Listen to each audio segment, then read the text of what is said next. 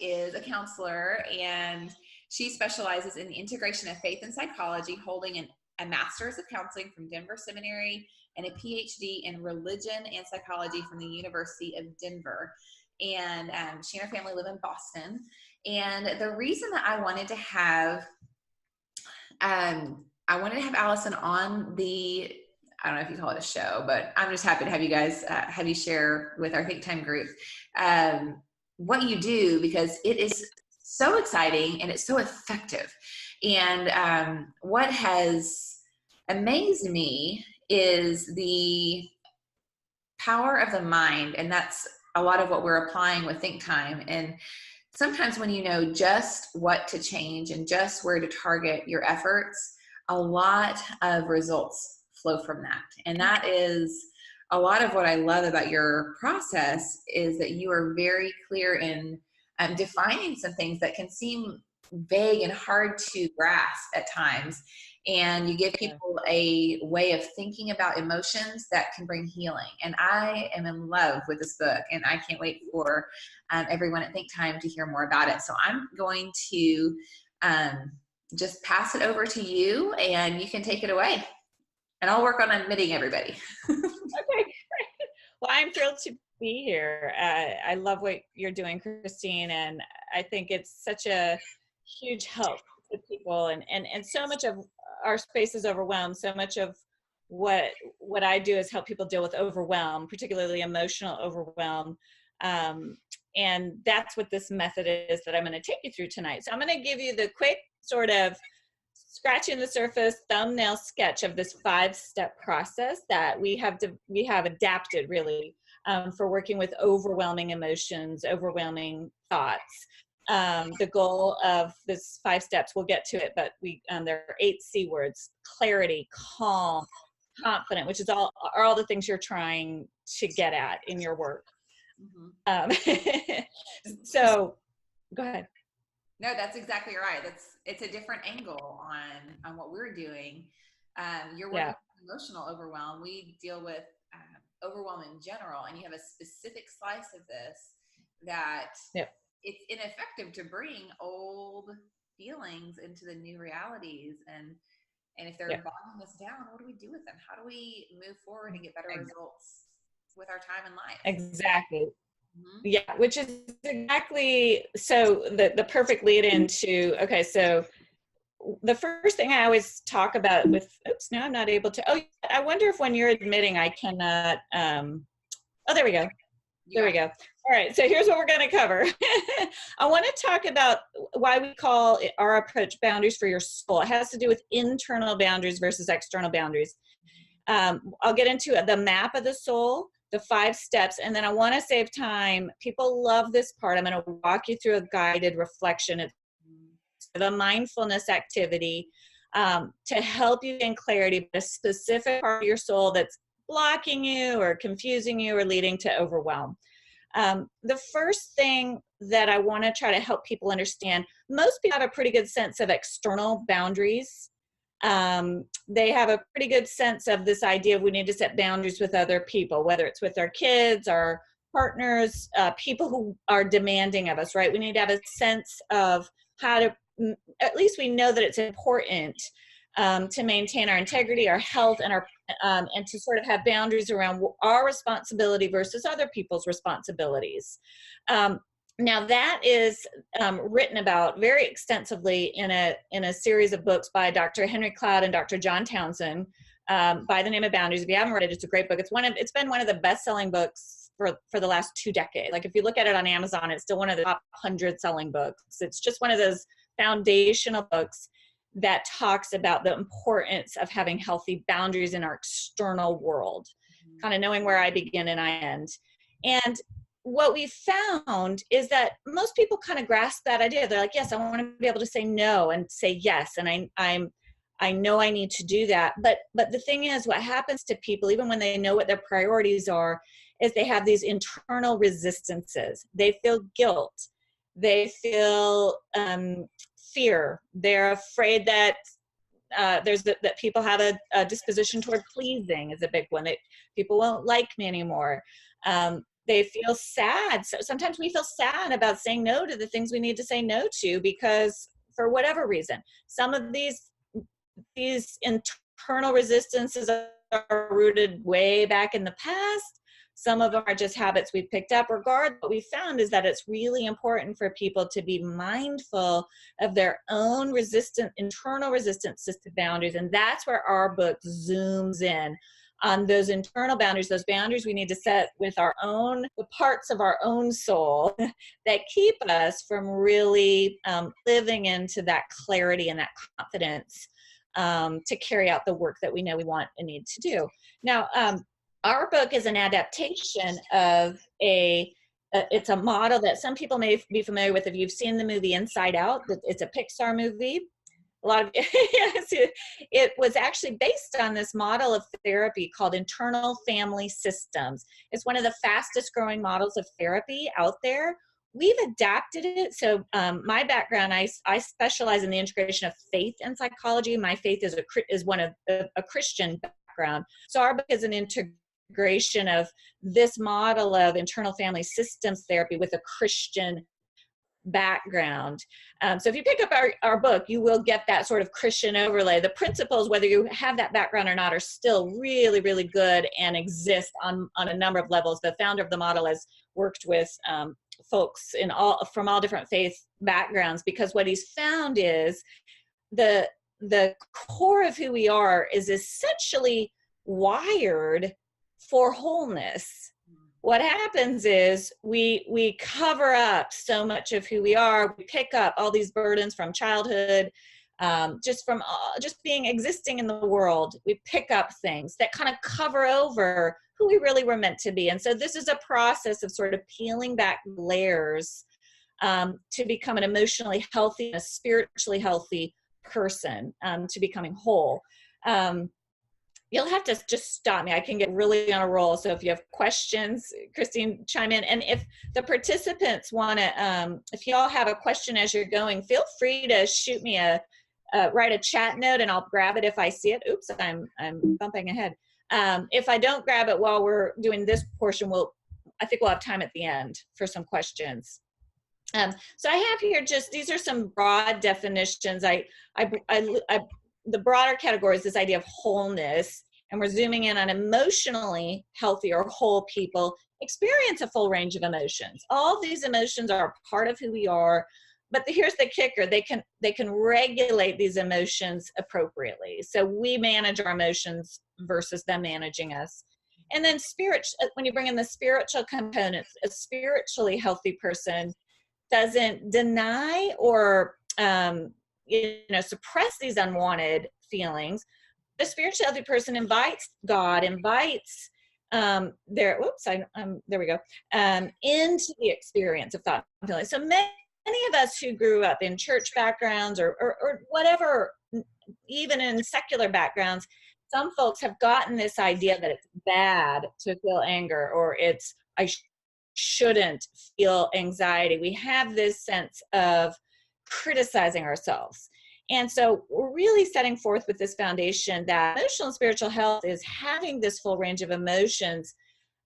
It's how you are with them. And the two key words that I'll say all the time are you become a student of yourself, and you become a student who uses curiosity and compassion. So whenever you're experiencing an emotion that's frustrating you, that's holding you back, you don't want to have, you get curious about it, and you treat it with compassion, because nobody changes in the context of criticism, including yourself. Other people don't, and you don't. So that's kind of the backdrop. I think it's so all right. Too. I think so many of us have thought of anger as negative, and fear negative, and anxiety negative, but to think of emotions as something that points us to the path to healing is a completely different paradigm for our life. Many of us have received messages that have caused us to believe we are bad because we experience emotions, but they're human emotions that help us toward what we're, the path of healing. And that, by design, you and I are both Christians, and I believe that is a design element in our body to bring us toward healing and growth. And and we talked as well about how people can adapt this. Our audience, some of you may be Christians, some of you may be of other faiths or of no faith at all. And as you listen to this, we'll be speaking from a faith-based Christian perspective. That as you listen, we all do this all the time in different angles. We all listen to other perspectives and we adapt it to our own worldview, and that's fine. Just take what you can and really adapt it as you will. But I might be a little awkward here. I can tell I'm having to escape out of the, on a different note, escape out of the PowerPoint, admit people, and then start it again. So if y'all will be patient with me, that's another side note too. But this is wonderful. I cannot tell you how much I have enjoyed going through this book. I have it here, and it's already getting messy. Like it's and it was out in the weather, and it's really one of those reads that you want to read slowly and soak in. It is just such it's an experiential book. Yeah. Decided to stop talking so we can get to the guided reflection at the end. So it's always, whenever people go, actually, we're so used to being in our analytical mind. So whenever you get into the experiential piece, people are like, oh my gosh, that's the real deal. All right. So I'm going to just quickly go through just these couple of quotes, just to leave you with the idea, or to start with the idea. I love Saint Teresa, who said almost all problems in the spiritual life stem from a lack of self-knowledge. And, just this, how important, not just to our work, to our families, to just the livelihood of our souls, that we understand ourselves. And that's what this model is all about. So in the book, we go into this idea, exactly what Christine said. Emotions are there for a reason. And when they're too close, we talk about them too close. So we liken emotions to sort of people, right? You have people in your life that come too close and you're like, man, I need a little space. And then you have people in your life sometimes who are too far away and you want to pull them in closer. Well, emotions are the exact same way. So we use a lot of metaphor in this model. That's why I love the movie Inside Out, because it depicts this idea of emotions kind of circling all around us, and we have relationships with them. Emotions that are too close, signals of that are when we're feeling overwhelmed, when we're lashing out, when we can't keep a lid on our anger. Victimization, martyrdom, if you're ever feeling kind of victimized or like, oh, everything, there's sort of a sense of helplessness that's too close. Regression, we see this in people where there's an immaturity about how they handle emotions. When emotions are too far, when we keep emotions too far away, which we also can do, we're either denying them and say, I'm fine, everything's fine, until, the ceiling falls. We like to say in the book, emotions will show up. It's just a matter of when, where, and how. And the more you tend to them, the more you regulate them, the more you mind them and care for them, the more they're not going to ambush you when you don't want them to. So if you're keeping your emotions too far away, that might be fine for a moment. But at some point, that'll catch up with you. That's just how we're wired. Projection. And what we do when we project is we blame others for our emotions. I'm not angry, you're angry. Well, we're not owning our own emotion in that situation. Over-spiritualizing. This is something a lot of folks do. They minimize, you'll hear the language of, oh, it's fine, God will take care of it, or and really what we're doing is kind of pretending like we're just not dealing with the emotion honestly. All right, so I want to get into the brass tacks here of, I can't move my screen forward. There we go. The map of the soul. So, yeah. Before you move on, Anna has asked, can you share those quotes? Do we mind if we run back quotes real fast? Yes. Yeah, because y'all can take screenshots. Is that what so these are the two, yeah. Again, kind of showing this interplay. And for me, since my doctoral degree was in the relationship between psychology and religion, what I was interested in is how knowledge of self, which is psychology, how we know ourselves, I'm not sure why that is doing that. There we go. Intersects with what we know to be true about God, or the spiritual realm. And so what I notice is some folks tend to live too too much in one or the other. It's all about the spiritual and I don't need to worry about me, or it's all about me and I don't need to worry about spiritual, and where I really, those two quotes to me show how they're so intertwined. So this is a map of the soul. Now we adapted this, like I said, from the internal family systems model, which is out there. You'll find a ton of stuff on it if you look for it. But this psychologist, Dr. Richard Schwartz, he, through tons of work with lots of clients, developed this model. And he talks about how there are 3 categories of you, basically. We all have these. So we all have these managers, firefighters, and exiles. And at the center of it all is what he called the self. We call it the spirit-led self. That's sort of our Christian adaptation of it. There's a sense in which there's a part of me and part of God kind of working at the center of my being to guide all these various parts of my soul. And the different parts of the soul, let me see if I can take it forward here. Managers are one of 2 types of protectors. So these upper 2/3, managers and firefighters, are what we'll call protective emotions. Managers are the ones that try to keep you safe and essentially get you through the day. Your managers, just as the name suggests, are the parts of you that keep you moving forward. They drive you to perform, please, produce, protect, perfect. These are the parts of us that are showing up at work and putting our best foot forward. And they're good. Manager parts are good. The problem is manager parts of us tend to think they're the only thing going on. We also, every single one of us have these, what are called firefighters to the soul. Now, these are the parts of us that are escapists or numbing. They're the parts that want to extinguish the pain of these. They want to extinguish pain. They don't like pain. They want comfort. They want pleasure. They want fun. So what happens so often, and what I see all the time, is people tend to live out of, I can't get it to go back.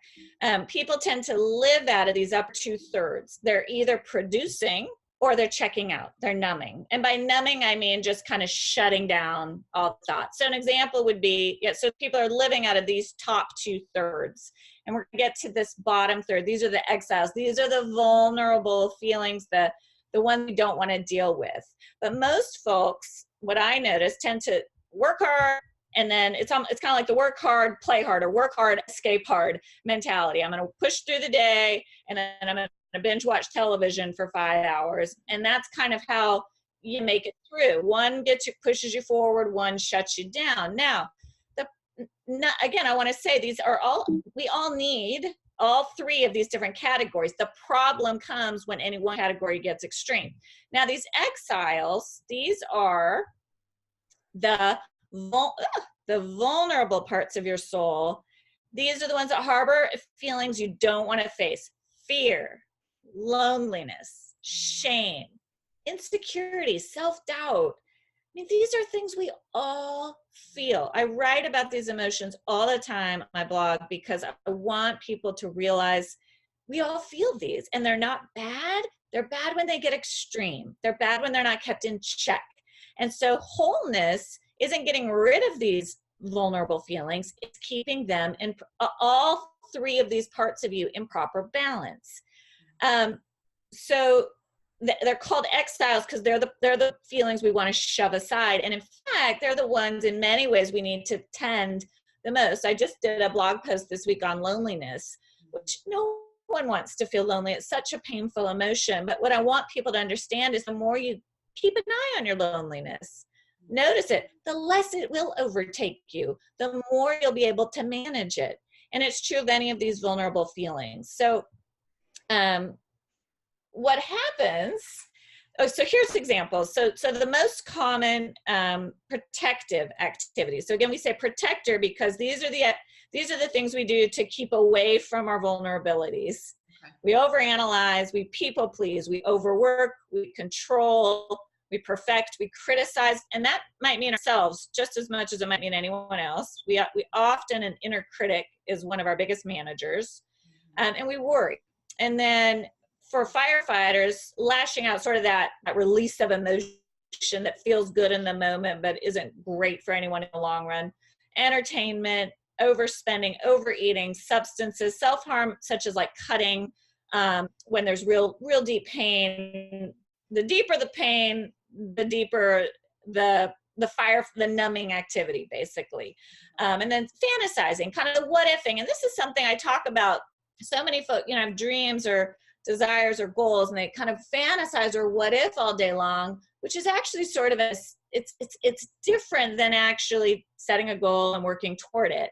It's a little bit of a checking out. And I see this a lot where, what if I had a great relationship, or what if I had, and it's like, okay, that's a part of you that's sort of daydreaming. That's healthy. It's in proper balance. It's okay. But you've got to access all these other parts of you to make sure that you are not letting that take you over and keeping you from realizing the things that you really want. All right, so examples of exiled feelings, again, sadness, loneliness, a sense of not mattering, fear. These are just the really common ones. So what happens is these exiled feelings that we have carry beliefs as well. And these are just common. I'm going to kind of go through these quickly because I really want to make sure we have time for the exercise. But a lot of us carry, we call these burdens, belief burdens, almost subconsciously. But when you start to try to get into more balance, you start to realize you've picked up these beliefs. And the most common ones that I hear are these top two. I have to be responsible for everyone around me. If I drop a ball, all the balls will drop. And in fact, that might be true in some cases, but that doesn't mean it's still your job to carry all the balls. I must take care of others to earn their love and approval. That's a big one that is underneath pleasing tendencies. For those of us who tend to be pleasers, helpers, we sort of carry around this exiled belief that we know logically isn't true, but some part of us actually really believes it deep down inside. So these are some of the other ones. If someone's hurting me, I must have done something wrong, as opposed to someone's hurting me, maybe they're a mean person. These are getting more into what we call these legacy burdens. When we're children, when we see things happen around us, we pick up beliefs that aren't necessarily rational or logical, but they feel very real to us. And a common one is, I saw my parents get divorced, or I saw my parents fight, therefore I'm going to be that way too. And again, we might not really believe it on the surface, but some part of us way deep inside carries this belief. And to get to that, to heal it, a lot of this work I liken to when you go to a doctor. If you have like some part of your body is hurting you, you go to a doctor and they have to isolate where it's hurting and figure out, the root of it. And then so then it can come out and be healed. Well, it's the exact same thing with our soul. These categories, all we're trying to do, when I'm listening to people, I'm thinking, oh, okay, there's some part of you I can hear underneath that. Let's get to it. Let's peel back the layers and get to the root of that, why you can't stop pleasing people. Because pleasing is a manager. Pleasing is making you feel good about yourself. And it's not all bad, but it's extreme. And why can't you say the no you need to say? There's some root there. There's some exiled belief there. And so I work with people to get them down to the root of that exiled belief, and then we can start to reframe that belief. And the freedom that people gain is just amazing. I really like what your examples are here. And I think we have something called a serenity circle in our Think Time planners, our purpose planners. And I think for the first time, a lot of people are looking at that. We call it, what's in your circle, what's not in your circle.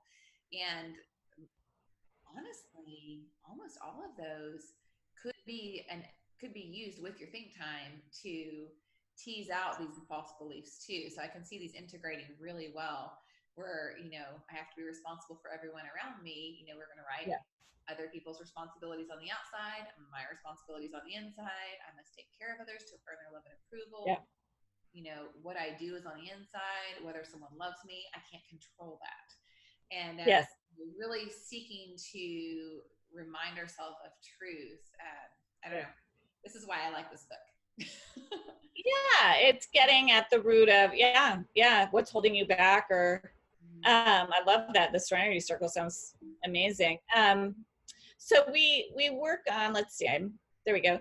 Just a quick, I've kind of already said this, but we think that if we ignore the difficult emotions, they'll go away. But the truth is, when it's just like, maybe a sliver is a good analogy. You know, if you don't get in there and dig that thing out, it's going to get worse. and it's the same with these emotions. It just sends them away where they're actually not getting the attention they need. And then they can get worse and fester.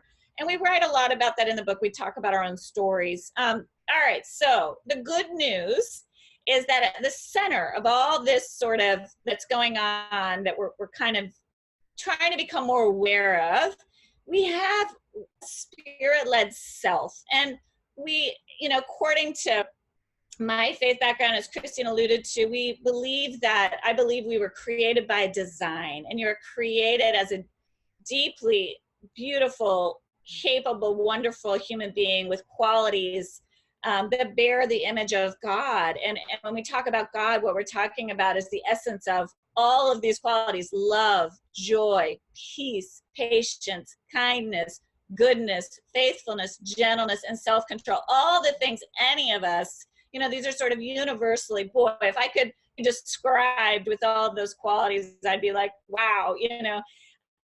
And that's, you know, we were created to, we can bear this fruit, we can bear these qualities, and we have this capacity at the center of us.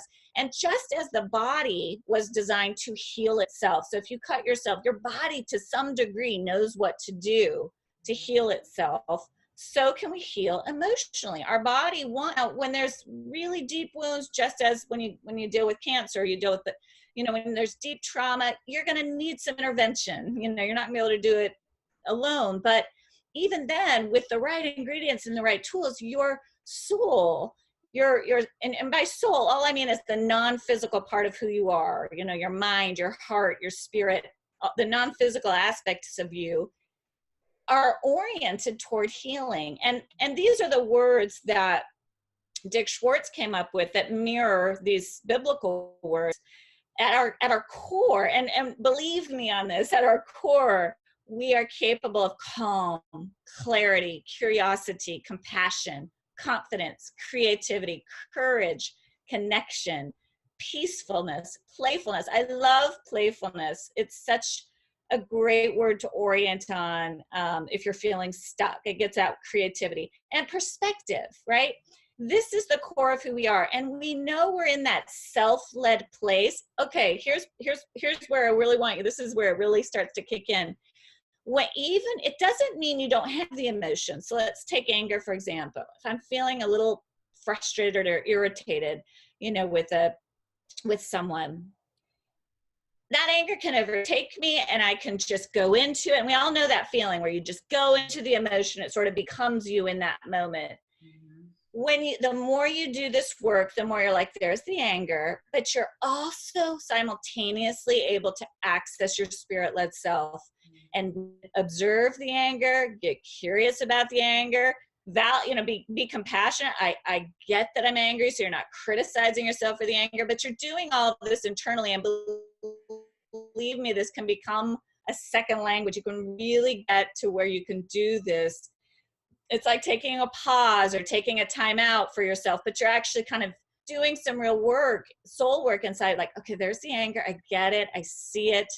You start to get perspective, and you start to, okay. And then what we do is you talk about, you can then speak on behalf of the emotion rather than from the emotion, from a calm place. You know, all this good stuff starts to come out. It doesn't mean you don't still have some of those hard emotions. Even anxiety comes up. Fear comes up, loneliness comes up. You get curious about it. Instead of, and what happens is, and this is what you'll discover when I take you through the reflection, anytime you notice a challenging emotion, there's two things typically that we do internally. The first thing we do is say, I hate that. I don't want to feel that way. We want it to go away. Or two, we criticize ourselves. Why can't I get it right? Why do I always feel that way? We just beat ourselves up.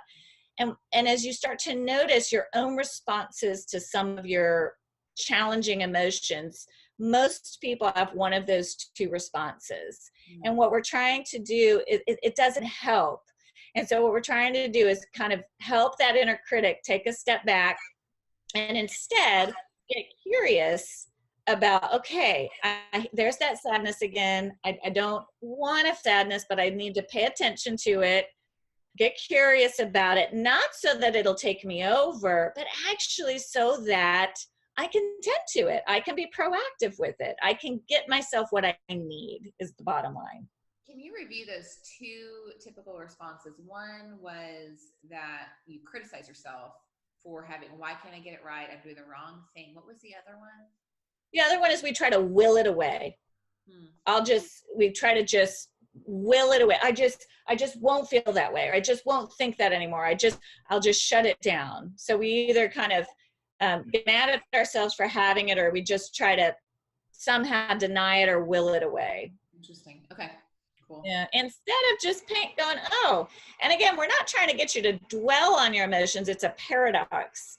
It's the first step when we get to the 5 steps is actually we'll go right into it. What the first step is always, I think, the biggest stumbling block for people, because what we say is focus on the emotion. Oh, there they are. And they're like, what? Everything I've been taught is like not to focus on it. And so what we're trying to say is not to focus on it, to dwell on it. Right. But when you're first learning this, it's such a new way of being. It's like that surgeon trying to find the root of the problem. You're trying to get clarity about what is that emotion that is bugging me. And the only way to do that is to focus on it for a second. And I'm going to take you through this here in a moment. Okay. The second step is to befriend it. And that's the other kicker for people, because that's where that second step is usually the self-criticism or the I want it to go away. And instead what we're saying is it's showing up for a reason. So let's just like, if your kid's throwing a temper tantrum, try to understand what's going on before you come in. Understanding is the basis of care. We all change better in the context of understanding and compassion than we do criticism. The third step, again, from our Christian adaptation, is invite, where we're telling people to invite God into the process, invite your spiritual resource into the process with you. 4 is unburden. Now this is getting into deeper work where if you've got parts of you that have burdens that you've been carrying for a long, long time, these hidden beliefs, you're getting to the root of those and unburdening them and reframing them. And then 5 is to integrate. So if you've got a part of you that's been carrying this heavy weight of responsibility that's just kind of taken up so much space where you've not had room to breathe, and all of a sudden you get some clarity about that and you're able to unburden that and you're able to free yourself. Well, all of a sudden you've got more energy to work with. There's more parts of you that are free to come to the table and take on new roles. Maybe some creativity has freed up. Maybe some adventurousness has freed up. Maybe some, when I was working with a woman who's just high responsible, and the more we did this work, she discovered this very whimsical part of her that just brought so much to her life and her work. So that's the integrate piece. There's so many of ourselves that we kept down. I think that's when people are like, oh, I can express this. It's like I'm excited. This is really fun. I can't wait to get to the next part. Yeah, so let's take a few minutes. And what I'm going to do, this is actually directly from the book. We added, every chapter has exercises, and then in the back, we created a list of questions that you can work through in writing. We found that there's a creative component. Yeah, it's right at the back. I'm going to read you right through it. Okay. We found there's a creative component to this work. And when you're writing it out, sometimes you're staying in your analytical mind. And so I'm going to read it over you. I'm going to ask you to kind of take this as an opportunity to close your eyes and do a little bit of internal reflection. I'm going to actually clear the screen here, right here. So there's nothing to look at on the screen. You can actually just right where you are, get comfortable, close your eyes to try to minimize distractions. And I'm just going to take about 10 to 12 minutes and walk you through a guided reflection where you can really just try to pay attention to what you notice going on inside of you as I lead you through these questions. And I want to encourage you, you'll notice sort of an analytical part pop in, or even a skeptical part pop in. That's okay. Those parts are welcome. Try to get curious about those parts. And we will have time to answer questions afterwards. So maybe you could kind of let those parts know that we'll have time to go there. But during this reflection, really try to just pay attention to really what you notice going on inside. All right, so I'm gonna go ahead and get started. And I will slip off to the side so you can't see me being so in tune. Oh, good, and then you can do it too. How's that? Does that help? That's great. Oh yeah, you got that nice, nice blank screen there.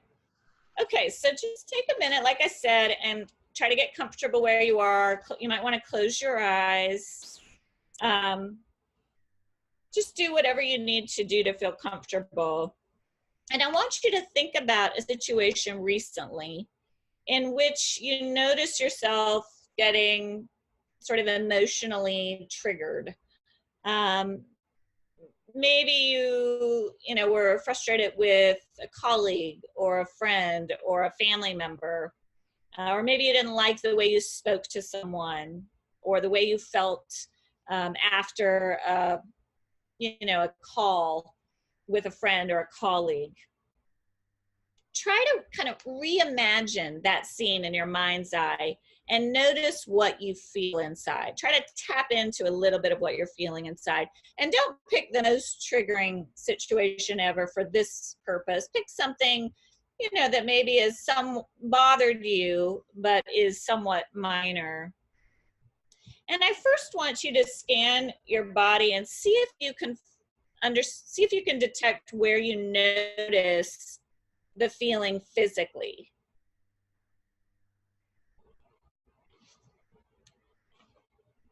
And then see if you notice if there's a thought or an image that comes to mind as you focus on that feeling. If it's an image, what does it look like? If it's a thought or kind of a voice, what is it saying? And just spend some time really focusing on that part of you and see if you can get a sense of it physically, or a visual image, or a sense of what it's saying. And as you focus on it, I want you to ask yourself, how do I feel toward that part of me, toward that feeling?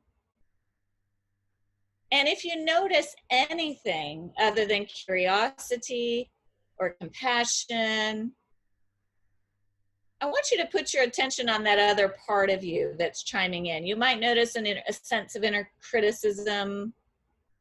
You might notice a sense of, I don't like that, I don't want to feel this way. And just ask that part of you that's stepping in. It's trying to help. But ask that part of you if it would give you just a little space, just to be present to this original feeling that was stirred up with curiosity or compassion.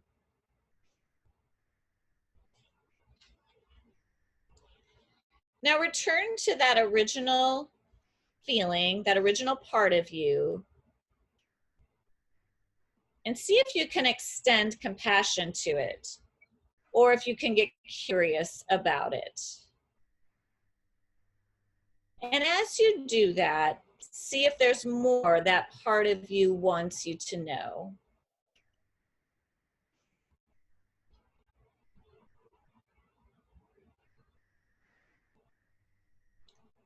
See if it can let you know what its job is, what its role is, what it's doing for you.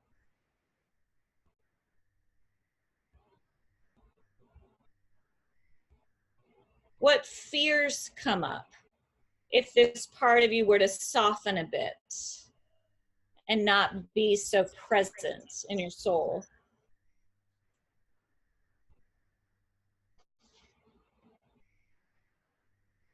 there an earlier memory that comes to mind when you think of this part? Does it feel fairly new to you, or has it been with you a very long time?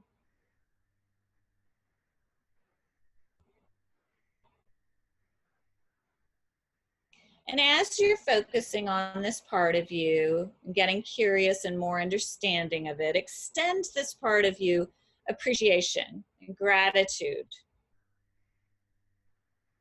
It's been working so hard for you all these years.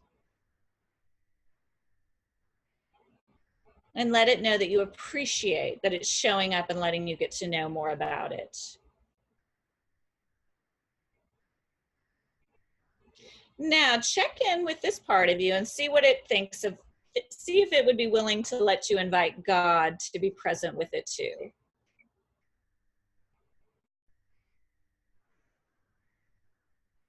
How does it respond to God? Is it aware of God? Does it have any feelings about inviting God in or fears? Just get to know it. No judgment, just curiosity.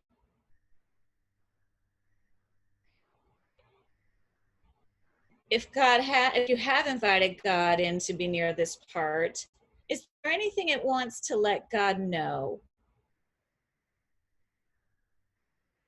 Is there anything you sense God wants for this part of you to know?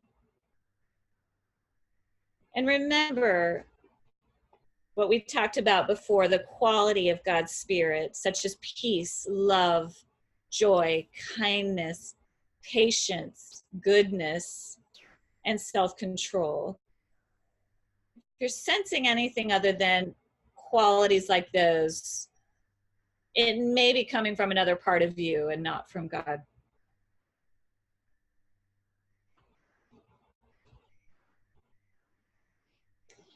Now, as you're spending time with this part, see if there's any burden you sense it's carrying. Might be a heavy weight of weariness or responsibility. It might be a fear. It might be shame. See if this part's willing to show you a weight or burden it's been carrying. And remember, you may be surprised by what you notice. Okay, if your creativity kicks in. We're accessing different parts of your brain through this exercise. Does it have any fears about giving up that burden?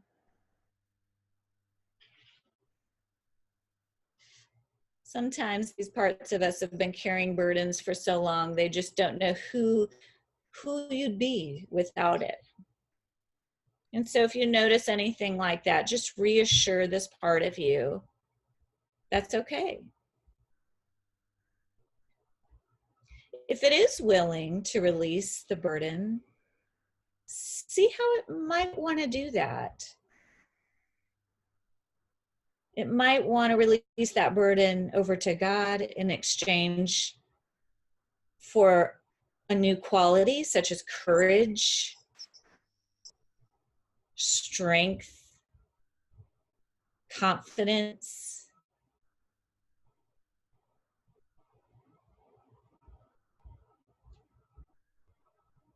It might be enough for it just to have you know and sense that this is a burden that this part of you carries. And maybe what it wants is for you to spend more time with it, getting to know it and understanding more about how to help it change over time.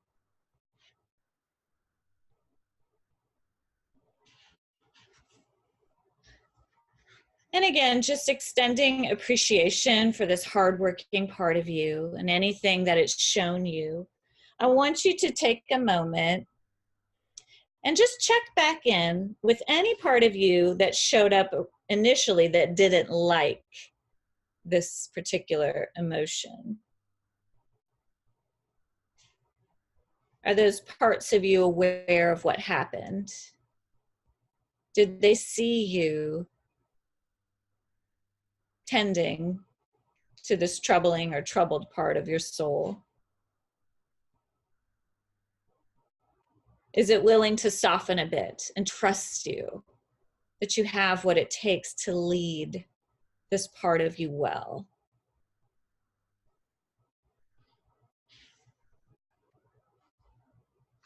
So welcome all the parts that showed up back in, and see if they recognize one another.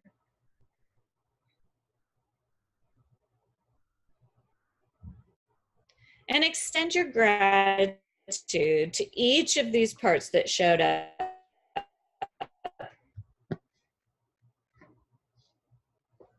Acknowledging that they're trying to help. Sometimes they're misguided, but their intention is to try to help. And setting intention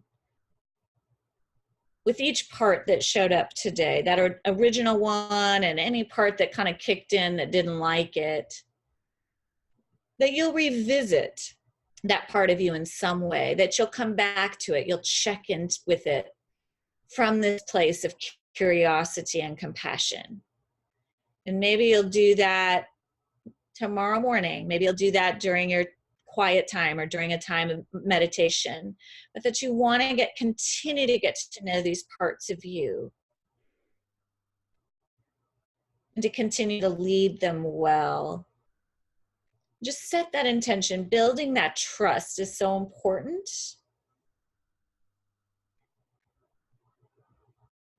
And once you set that intention, take a moment again to extend your gratitude. And when you feel ready, take a couple of breaths and come on back to the screen.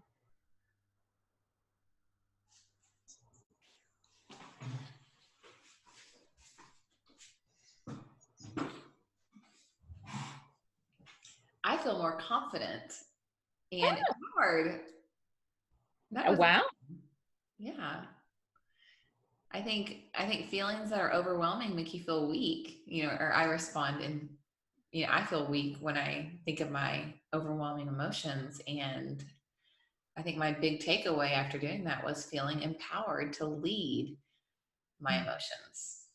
That's a big difference. Yeah. Yeah, that's great. It's empowering. That's such a great word. We call this process in the book taking a U-turn. So whenever you feel triggered or reactive or frustrated or stuck, it's an invitation to do this sort of deep dive. And it can feel, especially for those of us who are trying to get things done and juggling a lot, like, I don't know who has time to do that. But even just 15 minutes to go through those questions, like that's what I was saying, set an intention. If there's a particularly troubling part, you can go through those questions on your own, 15 minutes, and you gain some more clarity. And as you do that, it builds and it gets faster, and you're more able to kind of just breathe in and out. But I have this taking a U-turn. These are the 5 steps sort of condensed on my website. You can print it off, and actually I have people say they put on their refrigerator and just to remind themselves, like, just, okay, focus, compassion, okay, I'm not alone. All right, I'll come back, and those first 3 in particular can really, even just that can just give you that time out that you need to get the spaciousness inside to have a better response. I'm curious if folks are willing, if you were able to, and you can use the chat bar. I don't know if it's public, Christine. Is it just you and I who can see it, or can everyone? They were able to see it. Yes. So they can all see. Ask everyone, and they were able to see the chat box. Okay, great. So if they are to type in something, I'm curious if folks were able to notice, kind of like you said, if there was a part of them that would surface at the beginning. Mm-hmm. Okay, can everyone see the chat box? Oh yeah. Oh wow. Someone's saying they found an exile. That's pretty amazing. Very quickly. So what that means when someone says I found an exile, what happens is, yeah, that's interesting. The protector is usually the first one to show up. So usually when you think of the situation, it's like, oh, I was frustrated, or I was overwhelmed. And those are protective emotions. And usually that what's underneath those protective emotions is a more vulnerable feeling of weakness, or I don't have control over this. And it's so funny because we don't want to feel that, but it's such a weight lifted when we get to that. We're just like, oh, okay, I don't have control over this. It's so simple, but to actually do that work of getting to it, it can be a little bit of a process. So that's great. Yeah, I do see a couple of folks writing in. Maybe anger was a manager. Someone's saying, yes. Oh, interesting. Someone's saying, I had a hard time getting my brain not to rationalize. And so that's one of the, when we look at the list of common protectors, overthinking or an analytical manager is so common. And I don't know if it's our culture or, just being kind of women juggling a lot of things, but we're so quick, and it's a good one. It's one of my biggest ones, but I talk in the book about how I lived between an analytical manager and a pleasing manager well into my 30s that just analyzed all my feelings away. And there came a point I was well into my doctoral program, almost finished with my PhD, and I had pushed everything down so far, it came out literally in one day and just stopped me short. And I had to take time off. And I had to learn how to connect to very basic feelings such as loneliness. And if you looked at my life, anyone would have been like, well, of course you're lonely. All you do is work all day. And, I mean, but I just had walled, my analytical problem. You're fine. You don't need, I just could analyze it away. And I see that a lot with people, and that part thinks it's trying to help, but there's such freedom in just feeling that hard, vulnerable thing. It hurts a little bit at first, but when you get to the other side and realize it can't break you, there's such freedom in it. Well, and you're not judging that emotion as a bad thing. You're not judging loneliness as that's a negative thing. You shouldn't feel lonely. You're saying, I befriend the loneliness, and I say, this is going to lead me to connection with others. I'm so thankful for you. Exactly. Yeah, that's a totally different perspective. It's totally different. And we talk about how that's again this idea of boundaries. We'll go to this, we'll kind of do this closing slide that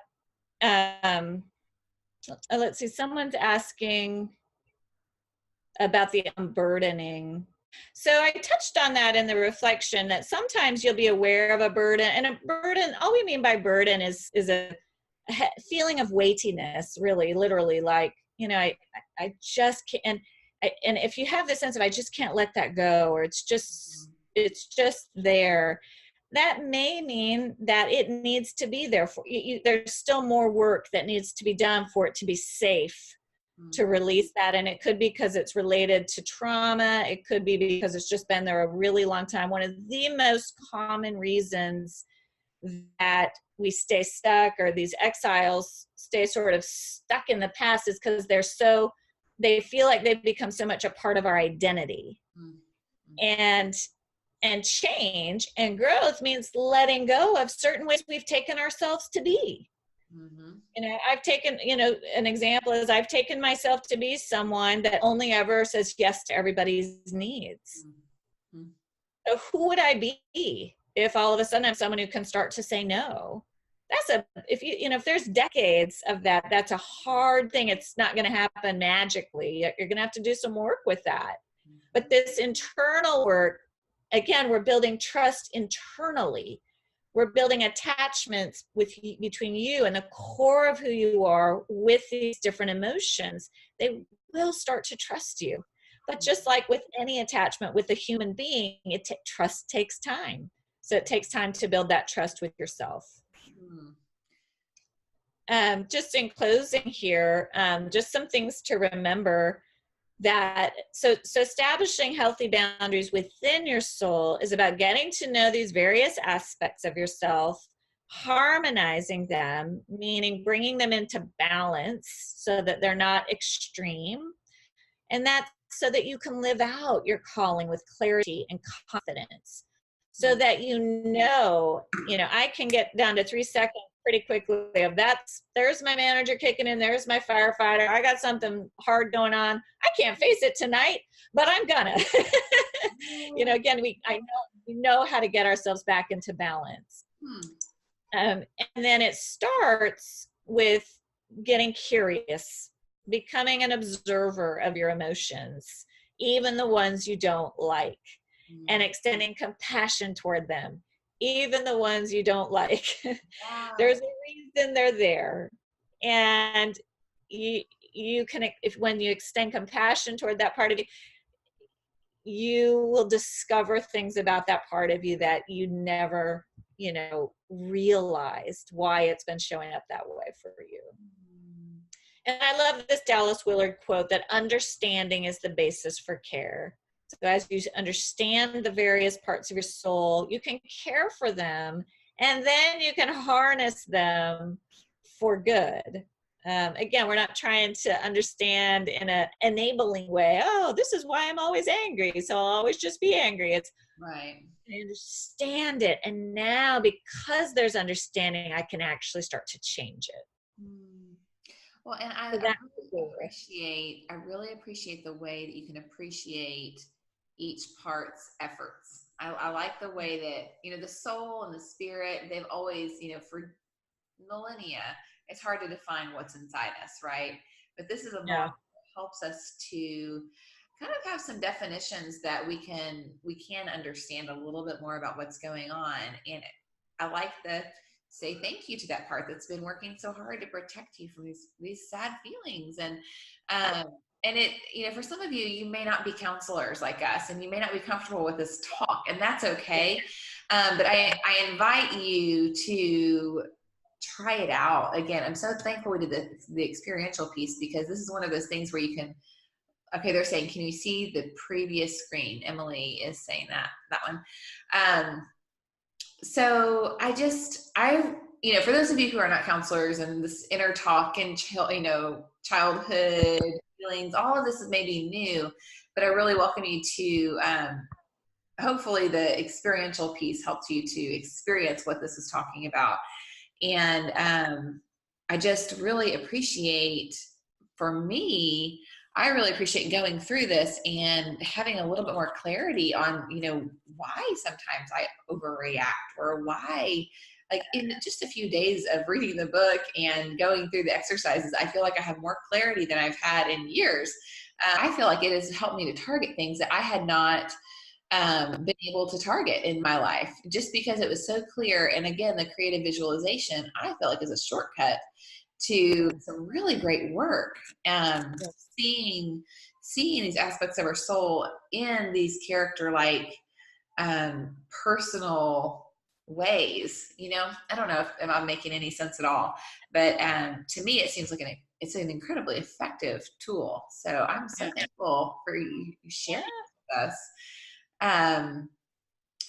Kelly says, thank you. More clarity. She has more clarity, and trust within self takes time, just like with people. I love that. So the development, have you found that, like, over time practicing this, people even trust their internal selves better? Absolutely.